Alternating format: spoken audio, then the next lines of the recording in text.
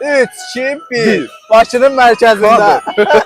Targomuda. Həm varələr meydanında. Başlayaq görək burada nələr var, nələr yoxdur. Çək göstər. Gözəllik bizdədir, başqası lazım deyil bizə.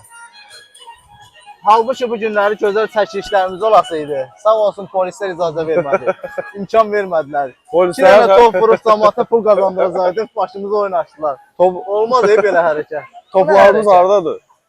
Bura top ara, həqiqət top ara. Acamalı şəkil çəkdirir. Görürsən onlara icazə var, yoxsa onlar da ilişəcəklər. Kimə verdin Rasim? Şəkil çəkdirənlər də ilişəcəklər görürsən.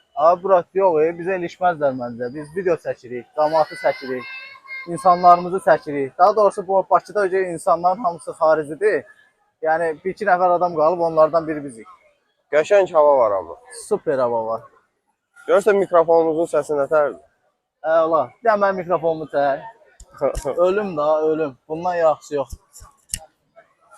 Davam elə. Hayda. Neyini? Fotoğrafyalardan danışaq. Salam qardaş.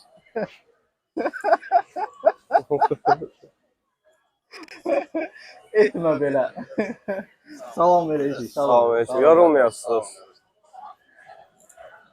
Nə istəyən et amaqda? Nə deyim? Nə sal verim? Qardaş, nə qədər pul qazansın?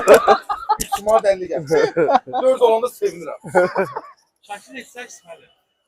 20 qəpik, 19, 18, müştəri göndərir. Həqiqi. Onda qal burada gəlir. Yaxşı olacaq. Gələ dəyməz pis deyil. Gedirik yavaş-yavaş.